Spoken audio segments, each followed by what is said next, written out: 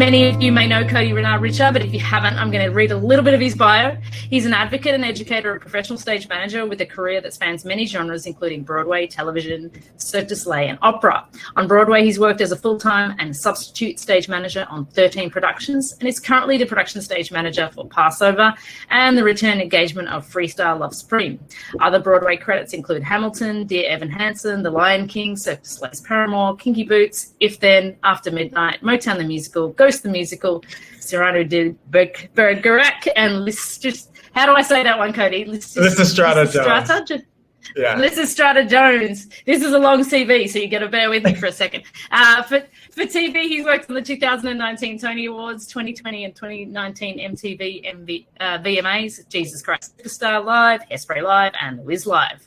For Cirque du Soleil, he did OVO and Wintuk, plus a number of off-Broadway shows. In addition to his production credits, he served as an adjunct faculty at the New York University and Fordham University. As an advocate for change and equity, Cody has appeared live on CNN and has been interviewed on WNBC.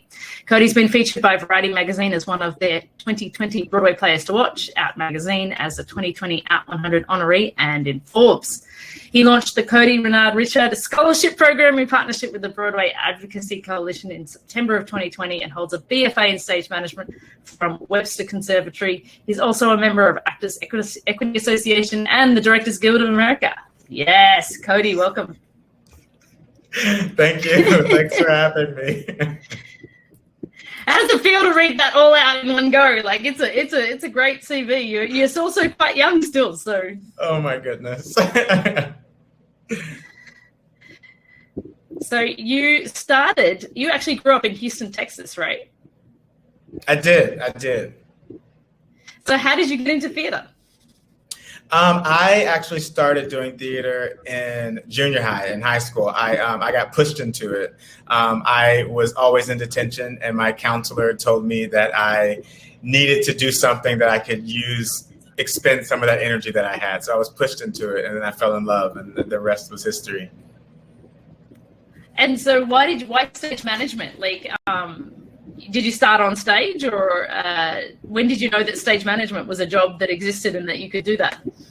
My high school teacher basically made me her stage manager. She told me in my sophomore year of high school, she told me that I had a way of making people listen to them without yelling. She was like, you need to be our stage manager. So all I heard was I get to be in charge. So I was like, sign me up. And then I just fell in love with it. It was great. I love the responsibility of it at such a young age, that people were coming to me and asking me for things. So I love that. I love being that person that helps figure things out. So that's kind of what started it. So you were less in detention then after you joined the theater groups? Well, she told me, she was like, if you want to be in my class, you need to straighten yourself up. And I was like, whatever. And so, yes. Do you still keep in touch with that teacher now? She must be so proud. I do. We still keep in touch to this day. Yeah. Oh, that's amazing. And so then you decided to study that in what we call university and college, right?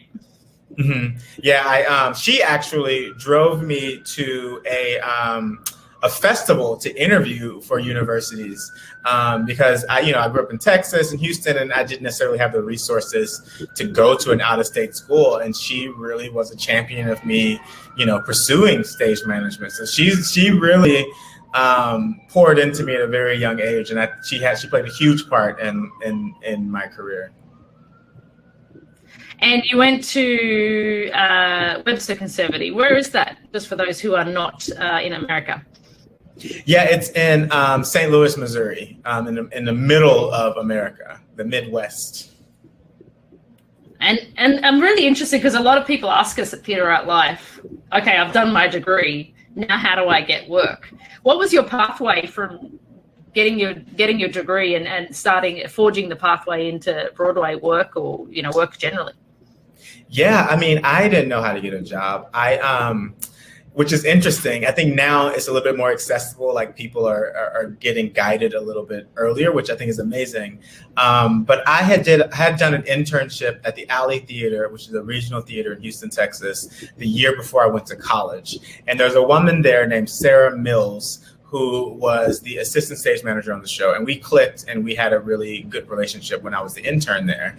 I went off to school. My senior year of school, I was in New York doing another internship, and I was posting about it on Facebook. And I went back to finish out my degree, and I get a call from her the summer after I graduated, asking if I was still in New York, because she saw that I was here posting and whatnot, and that she was coming into town with a Cirque du Soleil show at Madison Square Garden, and she needed an additional stage manager, and she was curious if I wanted the job. And so, of course, I lied and said, of course I'm in New York, because the goal was to move here. So I was like, yeah, I'm there, and I had to move here within 2 weeks. So my first job was Cirque du Soleil Wintuk at Madison Square Garden, because of a relationship that I had built years ago and kind of forgot about. But she essentially was like, I need your energy on this show. And we had a good time. And since you've been in New York, you'll be an asset to the team. And she hired me without interviewing. So that was my first step into working in New York, which was wild. Everything else wasn't as easy as that. But it was such an interesting introduction to working in New York. So that's kind of how I got started. Someone took a chance on me because of an existing relationship. That's amazing. But also, like, I guess, because Wintuk and the Cirque du Soleil realm of work is actually quite separate from the rest of Broadway, right? Oh, yeah. And that sort of network. So you were going to have to try and climb into that network as well once you're in New York. Was that through meeting people? Was that through applying? How did you sort of get the first Broadway job? Yeah, it was through all of that. I am a big component of email everyone, and if they respond, they do, and if they don't, they don't. So when I first started out, I would literally get in touch with everybody, and half the people didn't pay me any mind. And then one day, after Wintuk had closed and I had I was like, now what? I was on Playbill.com and I was just looking at all the press releases. And for me, Broadway was my goal. I know that's not everyone's goal, but for me, I wanted to work on Broadway. So I saw a press release for this off-Broadway show that had a bunch of Broadway actors in it. And I was like, well, if I can get in that room with people who work on Broadway, by law of attraction, they'll point me in the right direction. So I reached out to the artistic director who was directing the show and asked if they were looking for stage managers. And he had a full team, but he had a PA position available, a production assistant job available, which paid no money. It was $50 in a Metro card. And I was like, why not? I'll do it. So I ended up doing that. And it was, it was a lot of painting sets and finding props and getting lunch and getting coffee. And I really wasn't doing much stage management work until the run of the show, where then I was kind of on deck. But there was a lot of things that I wasn't necessarily interested in, but it really got me a foot in the door, because I met all these actors who work in this world, and they were able to introduce me to people, and just by, getting to know them and building relationships. So that's kind of how it started. And then I did another off-Broadway show, which transferred to Broadway. And when it transferred to Broadway, which was Lysistrata Jones, and when that show transferred to Broadway, they replaced the stage management team with Broadway stage managers who had experience. I was 22, 23 at the time, so I didn't understand why we weren't moving on with the show. And I was very bold at a very young age. So so when the show transferred, I asked and I promise this story has a point. I know it's a little long-winded, but no, I love it. So the show transferred, and I went to the PSM, the production stage manager, who was off Broadway, and I was like, when do we go to Broadway? This is so exciting. I can't wait to get started. And then she told me that we're being replaced. And for a split second, I was sad. And then I was like, I had a different thought, and I was like, well, this sucks for you. I didn't say this to her, but I was thinking, so I was like, well, this sucks for you, because I'm going to figure out a way to transfer with the show. I was like, it is too close for it not to happen, So then I emailed the director, I emailed the associate choreographer, and then I Facebook messaged the lead actress just to express my interest, and was like, if there's anybody I can interview with, please pass my information along. And they did, and I met with the general managers and the new production stage manager, and through a series of interviews, they ended up hiring me. So the moral of the story is always ask for what you want, because you just might get it. So that was my introduction into working on Broadway. And be relentless. I love it. You even emailed the actress. I did, because I didn't know any better. I was like, well, maybe she can help, and she did. Yeah, that's so good. Cut any kind of politics of how you should apply for something. Just email them. And if they don't respond, they don't respond, Yeah. And that's, I mean, I think that's also, you know, how I've sort of pursued and seen people in the industry either succeed or not succeed. You know, I've seen a lot of talented people, but if they haven't got that, like you said, relentlessness to keep putting themselves out there and keep making those connections, it doesn't stay for them, you know? Would you agree? Absolutely. Absolutely. You have to have, I hate using the word hustle because sometimes that has a negative connotation, but you have to have that drive. You have to want it. You know what I mean? So like you have to follow through and you have to, you know, reach out to people that sometimes you don't know. And I think that is a huge asset when you're trying to, you know, get started and to keep it going. Yeah. You said that when you first got your job offer for Wintuk, that it was because you'd been posting and that Sarah Mills, right, had seen you that you were in New York. And I was going to actually ask that because you have quite a public presence online. And historically, stage managers have been quite quiet and behind the scenes kind of people. And I think that's really changing now. How important do you think it is for stage managers to promote themselves online and in social media and be present there? You know, I think, you know, my answer is going to be different from a lot of people's, but I don't think it's necessary to promote yourself online in order to work. I don't think that's necessary at all. I think that if that is a part of your personality and you want to express yourself that way, then I absolutely support it. But I think that the job that I do day to day at Passover or wherever show I'm working on, I don't necessarily need to, you know what I mean? I don't need the online presence to do this. But what I do like about seeing stage managers on social media and getting some spotlight, if you will, is that it's raising awareness for younger folks who might not have known about this job. It's raising visibility just for the art form of what we do. And it's making it accessible to people who live in Oklahoma or people who live in Hong Kong or people who live in wherever to have access to someone who's doing something that they're interested in, or they can reach out and realize that they're not interested in it. It just makes it a little bit closer for people. So I am a big component of people, of stage managers being visible. But I will always say that you don't have to be in order to do the job at all, you know? Yeah. No, I totally agree. But I think it's that accessibility and understanding, because obviously when I was a kid, I didn't know that stage management was a job that you could have. You know, I went to the theatre and started performing on stage. God knows why, because I hate performing. But I knew that I liked theatre, right? So I was like, well, that's what you have to do. You got to be involved on stage. And then this whole world opened up and there was like, oh, there's all these other things you can do. I'm going to do that one because that's not having to put on makeup and perform. You've spoken about racism in the industry, and I mean, much admiration for the courage I think that it takes to speak out about those things. When you started to speak out about that, did you feel that there would be any repercussions for you speaking of your experiences when you started to talk?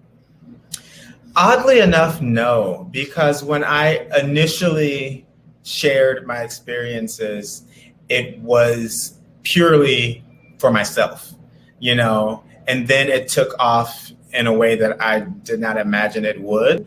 So initially, no.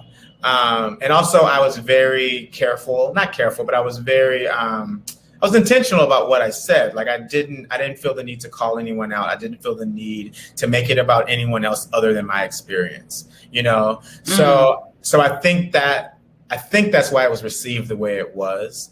Now, that's how I felt in the beginning.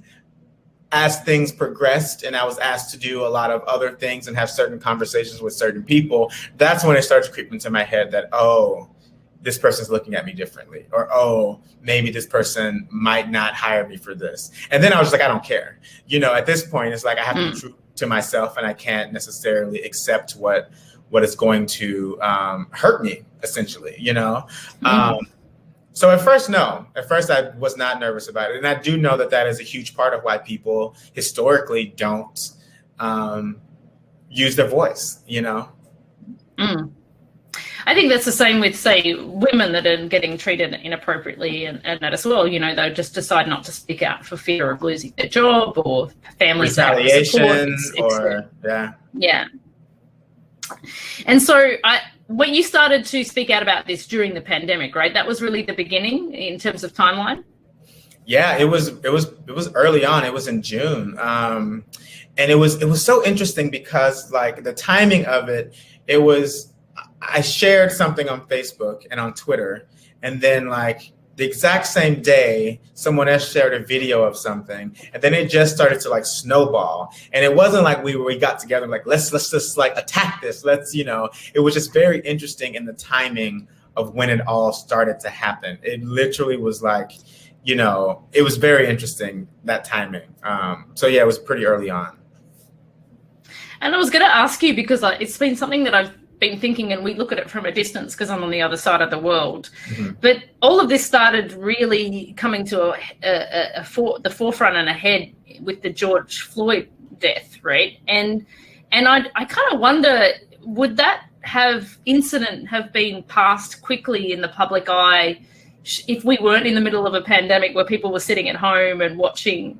What's your opinion on that? Because I think that kind of discrimination and that kind of actions and incidences happen regularly in America, but they just don't get reported or they don't get seen or that sort of thing. But the world was watching at that moment. Do you think it was a kind of perfect storm in the moment that happened to really ignite this conversation? Yeah, his daughter famously said, "My daddy changed the world," and she's not wrong. It unfortunately, it's devastating. Unfortunately, is the worst possible circumstances. It's the worst word to use. But if we had not had a pandemic where the world literally stopped, he would have been just another Black man who was killed by cops. Because we've seen it before. We've seen it time and time again, and that's probably what would have happened. But because the world stopped and we were fed up, and it was enough was enough. There was, people were forced to watch, people were forced to listen, people were forced to sit still for once in their entire life and say, "Oh wow, we have a problem." Some people, didn't think about it at all, but a lot of people had were forced to sit there and really understand the gravity of the situation. So I do agree that if we weren't in a pandemic, I think that this moment probably would have been blown by. Maybe not, but I do think that it would not have had as much weight, unfortunately. Yeah, it's interesting. And then the interesting thing that also that awareness of that has become a global conversation. That's ignited and pushed forward conversations in Australia with our Indigenous population. And we spoke with somebody who in Spain, that kind of inequity obviously exists in many countries, not just in America. So I love that conversation has ignited a global conversation about that with focus on it. Yeah, I was going to say that because I do believe that it happens everywhere. I mean, I've traveled over the world. It happens everywhere, but we've made it to where it was the norm. We don't talk about it. You know what I mean? We don't necessarily call it out. We don't ask people to speak to us a certain way. We don't ask for, you know what I'm saying? So I do believe that it's happening all over. And I'm glad, it's nice to hear that the conversation has extended past America, and not just conversation, but also action and awareness as well, Yeah. Your scholarship program, how did that idea manifest, and what did it take to make happen, Cody?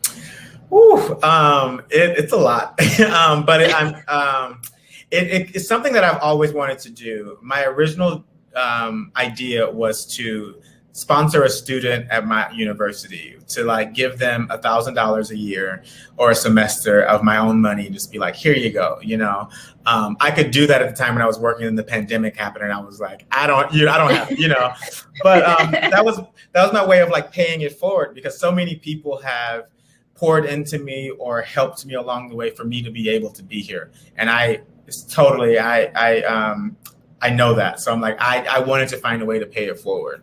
And when I was thinking about that, the pandemic happened and I had all this time to like I wasn't on a show 8 shows a week. I wasn't coming to a theater. So I was like, well, what can I do right now that's going to feed my soul and also help in this current moment? And my friend who I was talking to was like, well, just dream big. And that's when the scholarship became more of what it was. I was like, oh, this is what I need to be doing. And so I partnered with Broadway Advocacy Coalition, and thank goodness that I did, because it's a lot of work to get something out of your brain and make it happen. It's been interesting because I never once thought that it wasn't going to happen. I was just like, we got to do it. We got to do it now. So we did it. We rushed it, and it happened, because I find that a lot of people have really great ideas, and people are like, I want to do this thing and it's going to be amazing, but they never follow through with it, or they get so close to launching it, but it needs to be perfect. And I tried to get rid of all of that out of my head. And I was like, it's not going to be perfect the first year, but we're going to help people. And as long as we bring people in and we can get them money and we can like give them resources, that's all that matters. So that's how I measure success of the first year. It was rocky. It took a lot of time. It took a lot of effort. But it was something that I was like, we have to do this. We have to do this now. We have to lay the groundwork now, and then we can fix it as it continues. So there's really no time to kind of sit back and second guess. I mean, there was some second guessing, but not to like live in it. You know what I mean? So that's how it kind of happened so quickly, because I was really driving, like, we're going to do this. It's happening. And I had a lot of support from BAC as well. Yeah. That's amazing. And I just love that, because there is the idea, and then you open the door and there's that roadmap to deliver it. You're like, oh, it's that much work. Yeah, okay. You're like, I'll do it next week, or I'll do it next year. And then next year becomes the following year. And it's like, Yeah. No, much admiration for getting it off the ground. And so now it's obviously supporting more than one person. And what's the formula for people to be recipients of that program? Yeah, so we brought in 15 scholars the first year, which was a lot. We will not be bringing that many on the next time, unfortunately. It's just, we're going to bring on, I think, 10, which is still a hefty amount, but it seems a little bit more manageable. We're going to 15 scholars, and the criteria, they submitted a video, a 1-minute video of who they are and why they feel this program would be an asset to them. They also were able to had to submit their transcripts and 2 letters of recommendation.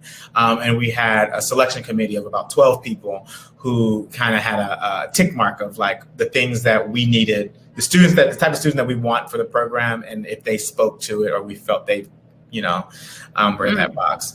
So the margin was very tight. There were a lot of people who were very close, but at the end of the day, you can see the spark in someone. You can tell that like, oh, they will benefit from this. You know what I mean? Or they're graduating, so this is the moment for them. This person may be a little younger who will be amazing next year. So like thinking about all of those things as well. But yeah, our first cohort was incredible. It was so amazing to work with them and kind of go through that. And we're getting ready to open up the applications for the next cycle here soon. Yeah, that's amazing. Congratulations on that initiative. I think it's a fantastic way to pay it forward. It's just super good.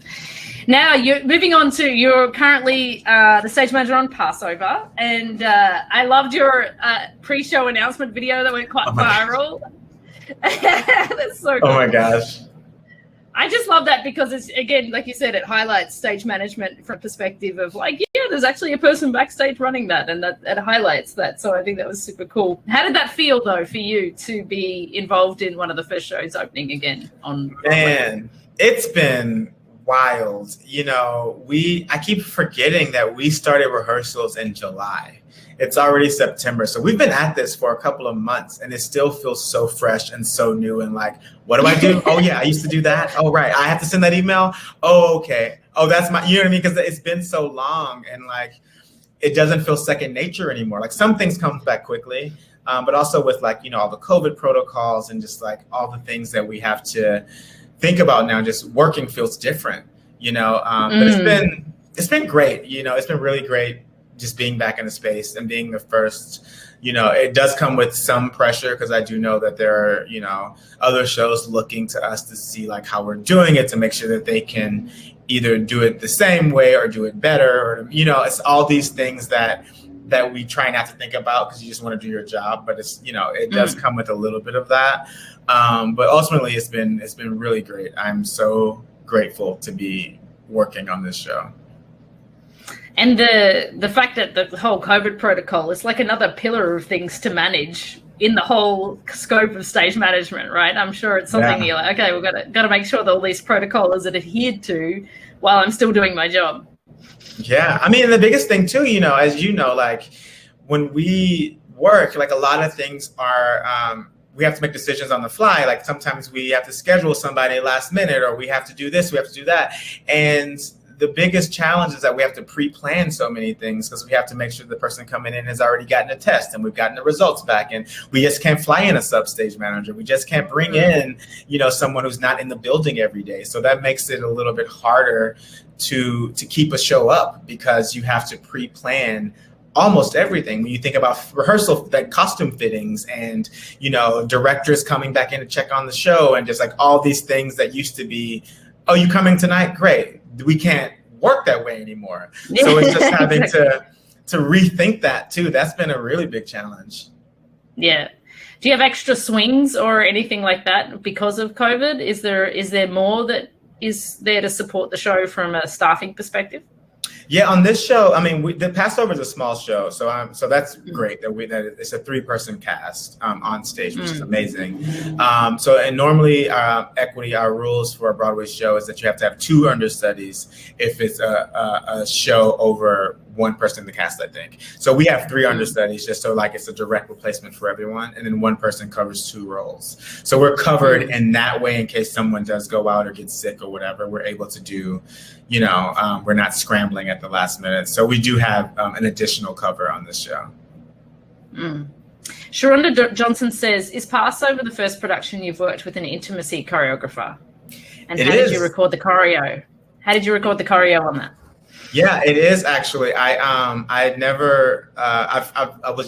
just got familiar with the job in 2019. I think that's when the term started to become a little bit more spoken about in more rooms.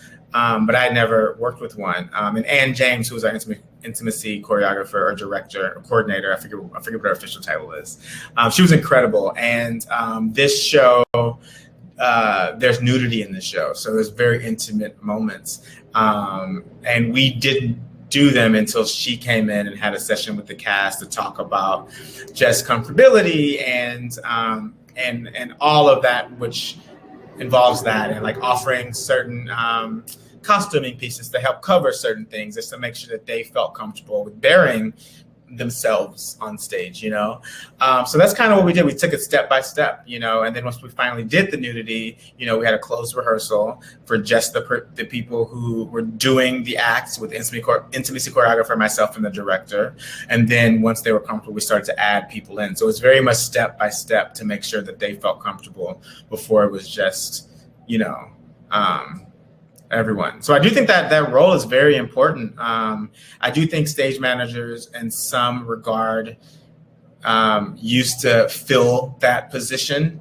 But I think now that there is a position of someone who really thinks about it from a whole approach, it's better. It's you know, because as a stage manager, I'm not necessarily, of course I'm thinking about their safety and that they're comfortable, but I'm also thinking about a million other things with the show. So I think it's very important to have someone who's dedicated to making sure that people feel comfortable on stage with whatever intimate moments that they have. And is there anything that you need to set up or execute on behalf of that choreography as your stage management duties? Like, is there a certain environment that you have to create, or, you know, is there anything particular that becomes your job once the intimacy director is gone? I mean, it's really just checking in with them and making sure that they still feel comfortable in those moments, and also making sure that, you know, that the backstage area continues to be what we set, you know, that only is certain personnel that are back there at the same time, that it's not random people coming up, and just making sure that it is still protected like we rehearsed, which is stuff that we would normally do. But now I think that it's a little bit more heightened because it's intentional. It's like, no, this is what I need you to do, as opposed to we do this because we do this. You know what I mean? So I think it's a little bit more responsibility because we're asked to have that responsibility. Awesome. Tell me a little bit about Thoughts of a Coloured Man, and you're involved in that production, right? So how are you involved in that, and tell us about that show. Yeah, so that show has been circulating my life for a while. In 2017, I was a stage manager for the workshop of the show. And Thoughts of a Colored Man is a play that has music and spoken word and dance, and it revolves around 7 Black men who kind of play different thoughts of a Black man's psyche. So there's someone who plays happiness, someone who plays passion and depression, and all of these different emotions that we all experience as humans. So I was a stage manager of the show in 2017. The show went off and did 2 productions outside of New York that I was not involved in because I was doing stuff here. And then they announced that it was coming to Broadway. And I had always been interested in producing. That was something that I've always knew that down the line I wanted to either try out or just do. But you know how we are. We don't put ourselves out there because we always feel like it's not the right time, you know? So I never really like pursued it. So I was like, oh, this isn't the right time. It'll be the right time later. I'm stage managing.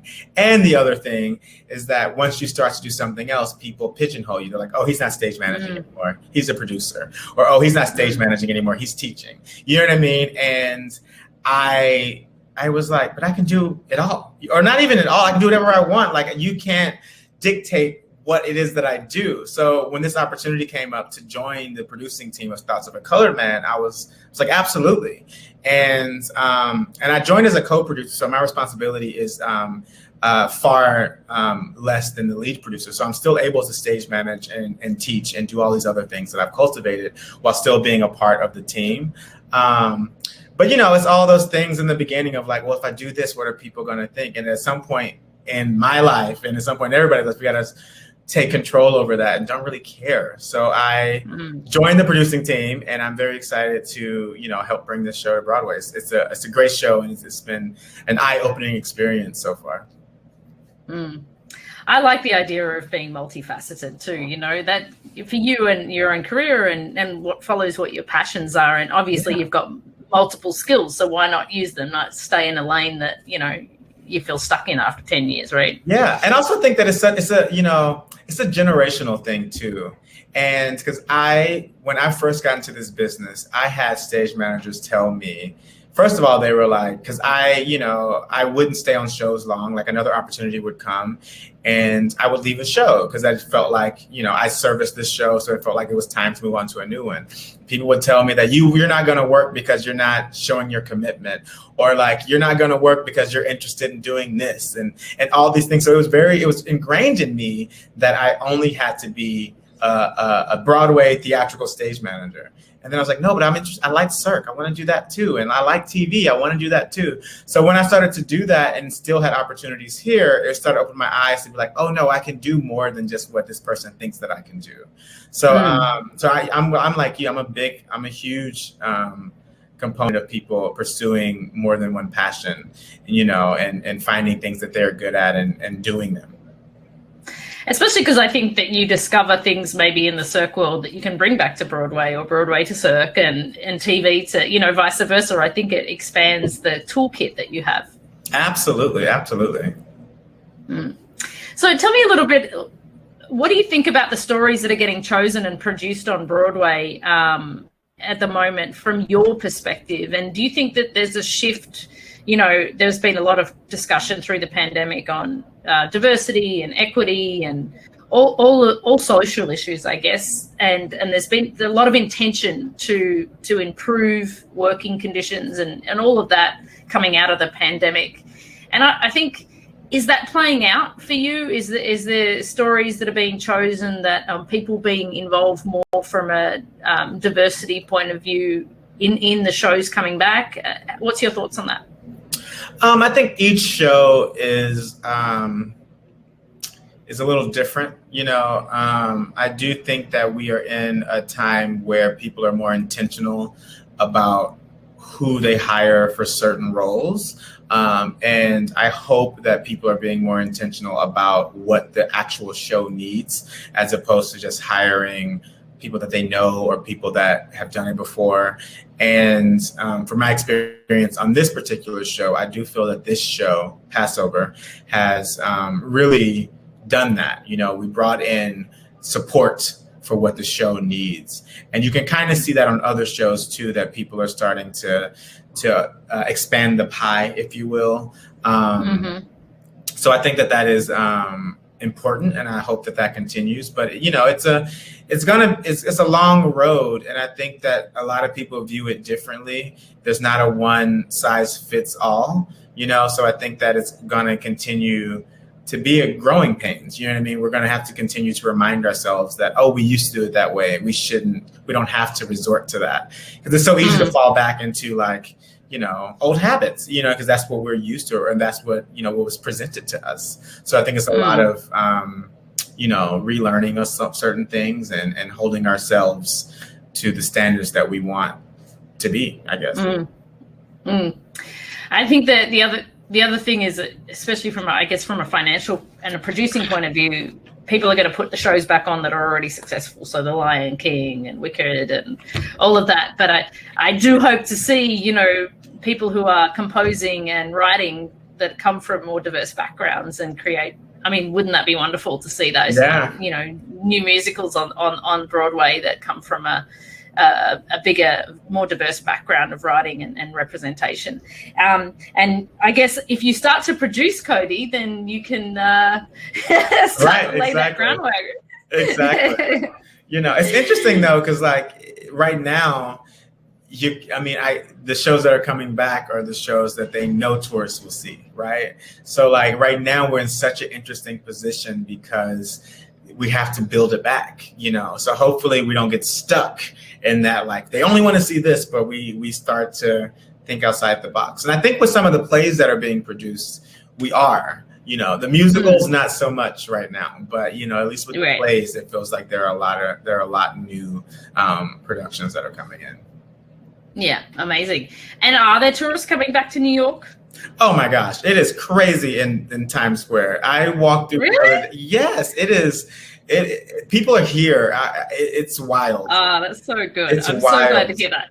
Yeah, I mean, you know, the people comfortability coming back to shows, I think it varies. Some people are extremely comfortable. Some people are a little bit hesitant. But I do think that, you know, the tourism rate isn't what it normally is, but there's a lot of people that I've been seeing lately. So it feels like we're slowly making our way back. Out of interest, are they selling tickets to 100% capacity, or is this in intention for social distancing and a bit more space in audiences?